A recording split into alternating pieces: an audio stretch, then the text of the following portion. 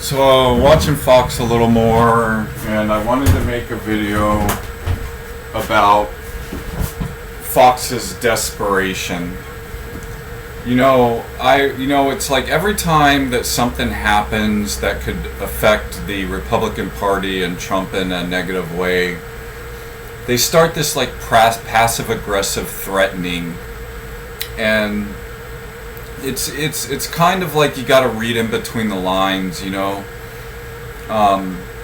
it's like Kevin Roberts said, or whoever the guy is with the foundation of the 2025 project. It's like him saying there won't be any bloodshed as long as the left doesn't make it happen. And Kamala Harris is a real threat to them, and it's obvious. I think they thought they had the way Fox News was behaving before that happened was, as I think they thought they had a decent beat on things and it was under their control, and they were doing their damage control to their own damage control, and backstepping and bait and switch thing that they're always talking about other people doing, that they do with everything they do.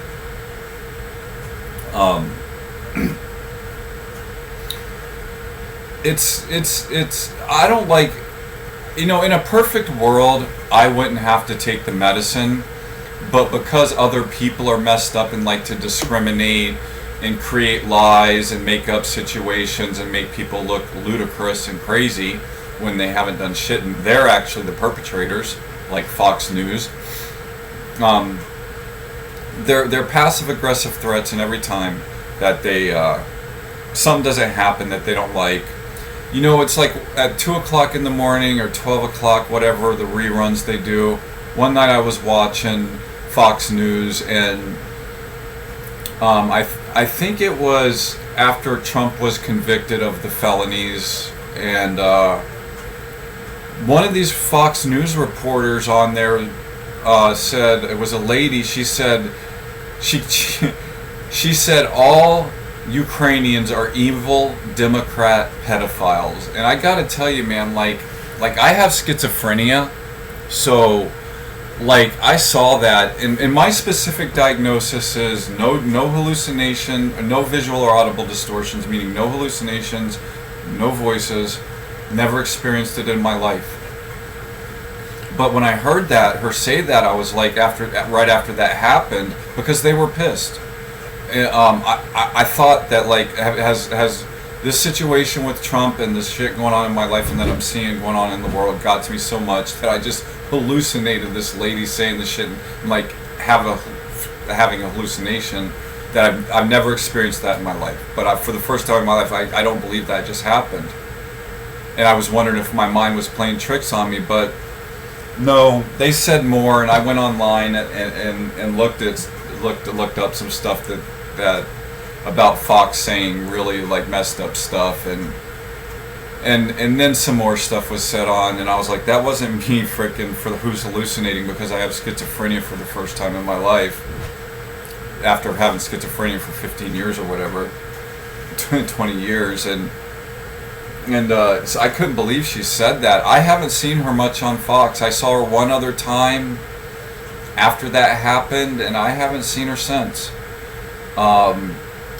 So like when they start losing, that's what they do, is they say stuff like that. And Mike, the Speaker of the House, Johnson, whatever his name is,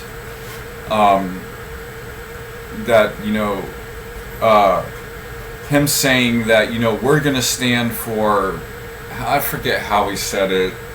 I'm not even gonna try and say it again, but what he meant is if we don't get our way, we're going to overthrow the government regardless. We're going to get our way. We're going to do the right thing.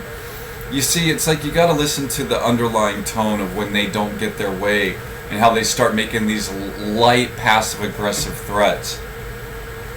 It's like that guy in government that pissed off a group of people and made the comment about people blocking traffic on a bridge and said their skin should be cut off their hands and they should be thrown over the bridge. Citizens should take matters into their own hands. And he also, I don't know if it was him, No, there was another guy who's like, yeah, I take this fake $5 bill and I give it to the homeless guy so he gets arrested when he tries to spend it and all that, you know. But I gotta say, you know, don't like seeing anyone suffer or be scared, but like really like what Fox is doing and the rhetoric and the mess that the future situations that they're creating, it's kind of nice to see them scared shitless. I can clearly see it. Like I've been watching them for freaking 2 months now, all the time, just and I can see when they think they're doing good and when they're doing bad, and the shit they say when they're not doing good at all, or something happens to their guy that they don't like, and it's kind of cool to really see them, you know, down and out right now and being very, very manipulative and destructive to other people's lives, their followers, in the process. That's not good, but it's kind of cool to see them just like really scared and like get Florida to condemn Harris's efforts at the border and this and that now that she's running for president. Let me tell you something about Florida. I was born in Orlando, Florida. I've lived in Florida my whole life. And let me tell you something. The government here, they are racist. Straight up racist. I had a Spanish neighbor, and he told me, like, I've lived in other places, and he's like, you know, Florida, man, he's like, the racism down here between everybody is just completely insane. It's nuts. I've never seen anything like it. And me living here my whole life, like, yeah, you know, I see it. And so, like, them attacking a woman for one, and I've heard a lot of men out here that are Republicans talk about what they think about women, and you know, they like to use the word sewing circle a lot. Woman in their sewing circles, and yeah, they're super racist. I'm out here in the middle of it right now. And yeah, but Florida's saying that right now is it's an attack on women and black people. Yeah, I know why it's happening. I've lived here my whole life.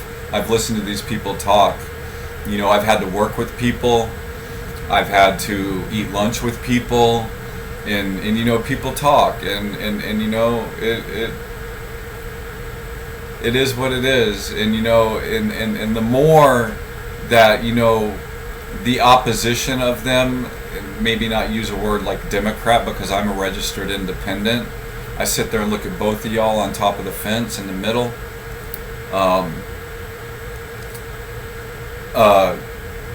Every time that something good happens, you know, they just you know, dig in and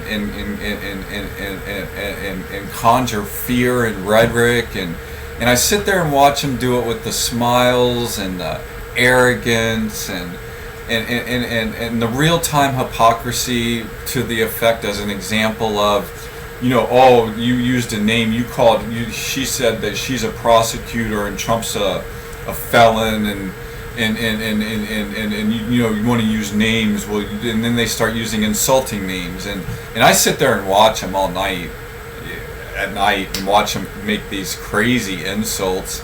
Really, what I think it is, their parents are probably in bed and ain't watching what they're doing. But yeah, you know, their confidence with their chest out and smiles, and they're so stupid and saying stuff like that. They are scared shitless. Their whole paradigm is about to freaking fall, and they know it. And they're willing to overthrow the government to the point where that Kevin Roberts guy for the 2020 Project said, if, you know, there won't be any bloodshed as long as the left doesn't make it that way. You know, when Hitler did what he did, the first set of people that were rounded up, you see, they thought people would come to their rescue and stop him and all that. They died. He murdered all of them. They thought they were peaceful, went peacefully, and all that. Yeah, Y'all mess with Project 2025 and you're going to find out. And all you people supporting Project 2025, when they're done with y'all having weapons and y'all start realizing, they're going to take them away from you before y'all start realizing their real plan. But when they're done using y'all as pawns and giving y'all guns to play with and all that, and they take them from you and they lock you down, you're gonna know then.